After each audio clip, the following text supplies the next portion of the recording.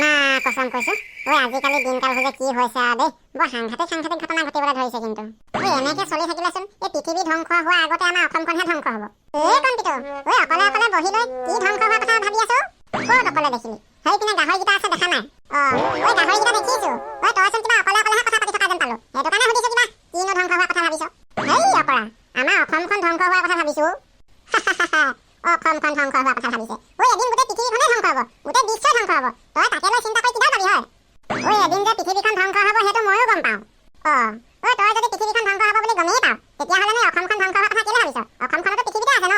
এই গুৰুম্বক ময়ো জানো অসমখন পৃথিৱীতে আছে মই কোৱা কথাটো হ'ল এই অসমখন যে এতিয়া ধ্বংস হৈ আছে কাবাৰ মতাই কাবাৰ মাইকীক লৈ পলাইছে কাবাৰ মাইকী আকৌ কাবাৰ মতাৰ লগত পলাইছে কোনোবাই ৰাতি কাবাৰ মতাৰ লগত কথা পাতি আছে কোনোবা মতাই আকৌ বিচনা পাল গৈ কোনোবা বেলেগ মাইকীৰ লগত কথা পাতি আছে কোনোবাই আকৌ সেই দেহা আধা দেখুৱাই পানি মানে গোটেইখন ৰিলছ বনাইছে নতুন প্ৰজন্মই কি শিক্ষা পাব সেই কথাটোক লৈহে মই চিন্তিত হৈ আছো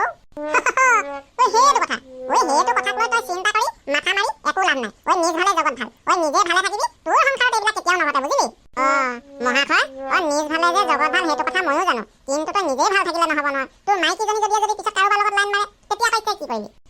বুৰ্বক নিজ ভালে জগত ভাল কথাটো মানে তই একোডালেই উভো নাপালি তোক তেতিয়াহ'লে উদাহৰণৰ সৈতে বুজাব লাগিব যেন পাইছো আৰু হ'ব প্ৰভু ঈশ্বৰ আপুনি মোক উদাহৰণ দি বুজাব নালাগে মই বুজি গলো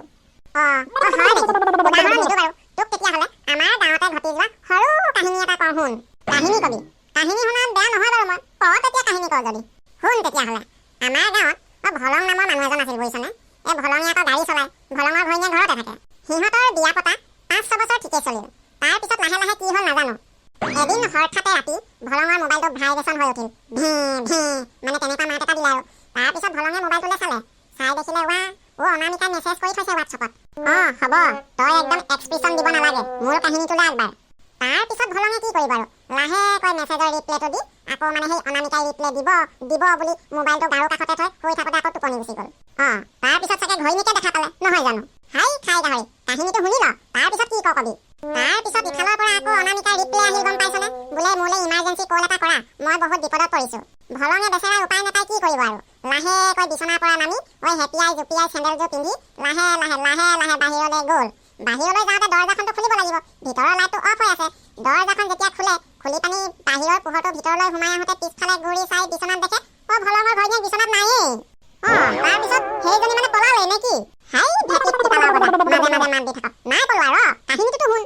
বিচনাত ঘৈণীয়েকক নেদেখি ভলংটো অবাক অনামিকালৈ ফোন লগাবলৈকে পাহৰিলে ইপিনে সিপিনে চাই দেখিলে ঘৈণীয়েক ক'তো নাই বাথৰুমত চালেগে বাহিৰত চালেগে পাকঘৰত কেনেবাকৈ কিবা কাম কৰি আছে নেকি বুলি পাকঘৰত চালেগৈ সি বাহিৰতে অকণমান বহিলৈ তলকা মাৰি চিন্তা কৰি থাকোঁতে তাৰ মনলৈ এটা মানে কথা মনত পৰিলে নহয় কেইদিনমানৰ আগতে মাকে হেনো তাক কৈছিল বোলে বোপা ভলং বোৱাৰীয়ে আজিকালি 1-1.5 ঘণ্টাৰ ভিতৰত দৰজাখন মাৰি সোমাই কাৰ লগতনো কথা পাতে মই হ'লে নাজানো দেই গতিকে তই অকণমান চকু কাণ দিবি সেই কথাটোলৈ মনত পৰি গ'ল নহয় ভলঙৰ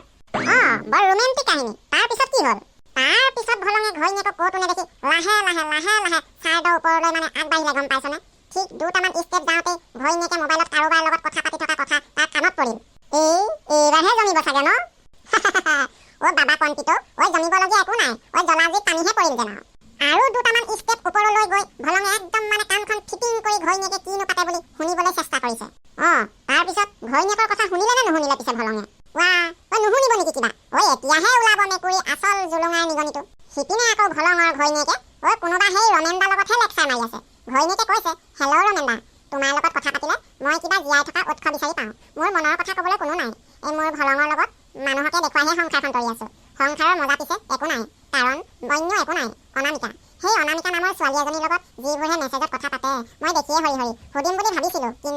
কিন্তু কি জানা আমাৰ বিশ্বাসখিনি আৰু তেওঁৰ সন্মানৰ কথা চিন্তা কৰি তেওঁক একো নুসুধিলোঁ হয় কিন্তু দেই আৰু তাই কৈছে আগতে মই এনেকৈ কাৰো লগত কথা পতা নাছিলোঁ জানা ৰমেনদা তোমাৰ লগতে মই প্ৰথম কথা পাতিছোঁ কাৰণ তোমাৰ মাজত মই অন্য এজনক বিচাৰি পাওঁ কাৰণ মোৰ মানুহজনে যেনেকৈ অনামিকাৰ লগত মনৰ কথাখিনি শ্বেয়াৰ কৰে দুখ সুখৰ কথাখিনি শ্বেয়াৰ কৰে ময়ো ঠিক মোৰ দুখ সুখ মনৰ কথাখিনি শ্বেয়াৰ কৰিবলৈ তোমাক নিচেই আপোন যেন পাওঁ সেইকাৰণেহে তোমাৰ লগত কথা পাতোঁ বা এই হ'ব বৰ কাহিনী শুনি বা দিব নালাগে এতিয়া তই মোক কচোন তোক কোৱা কাহিনীটোৰ পৰা তই কি বুজিলি ভেবেলাৰ কাহিনীটো শুনি আপোনালোকে কি বুজিলে নাজানো মই হ'লে বহুত কিবা কিবি বুজিলোঁ আজি এইখন সংসাৰত এনে কিছু পুৰুষে বাস কৰে যি নিজৰ পত্নী থকাৰ পিছতো আনৰ পত্নীৰ লগত এই বোলে ফোন কৰা এই বোলে মেছেজ কৰা এই বোলে ক'ৰবাত লগ ধৰি চাহ খোৱা এই বোলে ক'ৰবালৈ ফুৰিবলৈ যোৱা এইবিলাক কামত বেছিকৈ ব্যস্ত হৈ থকা দেখিবলৈ পোৱা যায় যাৰ এই সুখৰ সংসাৰখনত আঁত মেলে। অকল পুৰুষ বুলিয়েই নহয়, এই শ্ৰেণীৰ মহিলাও যথেষ্ট নথকা নহয়। গতিকে এইখন সমাজত বাস কৰা প্ৰতিজন পুৰুষে যদি নিজৰ পত্নীৰ প্ৰতি থকা মৰমখিনি অকল পত্নীকে দি আনক দিবলৈ চেষ্টা নকৰিলেহেঁতেন, আৰু প্ৰতিগৰাকী পত্নীয়ে যদি নিজৰ স্বামীলৈ থকা মৰমখিনি অকল নিজৰ স্বামীকে দি আনক দিবলৈ চেষ্টা নকৰিলেহেঁতেন, তেতিয়া হয়তো এইখন সমাজত, এইখন অসমত ইমান পৰকীয়া প্ৰেম নহ'লহেঁতেন, আৰু সেই পৰকীয়া প্ৰেমৰ বলি কণ কণ মইনা মাইনীহঁতো নহ'লহেঁতেন। বাহ কণকিটো, তই বৰ ডাঙৰ ডাঙৰ কথা বুজি পাই গলিও। ঐ বুজি নাপাবলৈ মোৰ গাটোতকৈ মাথাডাল কিমান ডাঙৰ আকৌ। মাথাত কি মোৰ মাল নাই বুলি ভাবিছ নেকি? গতিকে ৰাইজসকল, চিধা কথাত ক'বলৈ গ'লে পতিয়ে পত্নীক সময় নিদিয়া, গুৰুত্ব নিদিয়া, আৰু পত্নীয়ে পতিক সময় নিদিয়া, কোনো গুৰুত্ব নিদিয়া, কোনো সুখ দুখৰ কথা শ্বেয়াৰ নকৰা, এইবিলাকৰ পৰাই মানে প্ৰথম সেই পৰকীয়াটোৰ জন্ম হয়। কণকিটোৱে বৰ ধুনীয়া কথা কৈছে কিন্তু দেই। গতিকে বন্ধুসকল, ব্যস্ত আনক লৈ নহয়, ব্যস্ত নিজক লৈ থাকক। আনৰ সংসাৰত জুই লগোৱাৰ আগতে এবাৰ নিজৰ সংসাৰখনৰ কথাও ভাবক। খন্তেকীয়া মৰম বুটলিবলৈ গৈ নিজৰ সোণৰ সংসাৰখন ধ্বংস কৰি নল'ব। বাৰু যি কি নহওক, মোৰো বৰ ভোক লাগিছেও, ভাত কেইটামান খাই লওঁগে দেই। আৰু এটা কথা কিন্তু, ভিডিঅ'টো যদি ভাল লাগিল তেতিয়া ভিডিঅ'টো লাইক এটা কৰি আপোনাৰ পৰিয়ালবৰ্গৰ মানুহলৈ ভিডিঅ'টো শ্বেয়াৰ কৰি দিবলৈ একদম নাপাহৰিব। আৰু যদি আপুনি আমাৰ চেনেলটোলৈ নতুনকৈ আহিছে, তেতিয়াহ'লে চেনেলটো ছাবস্ক্ৰাইব কৰিবলৈ কিন্তু অলপমানো নাপাহৰিব। বোলো তেতিয়াহ'লে আজিলৈ আহোঁ, বাই বাই।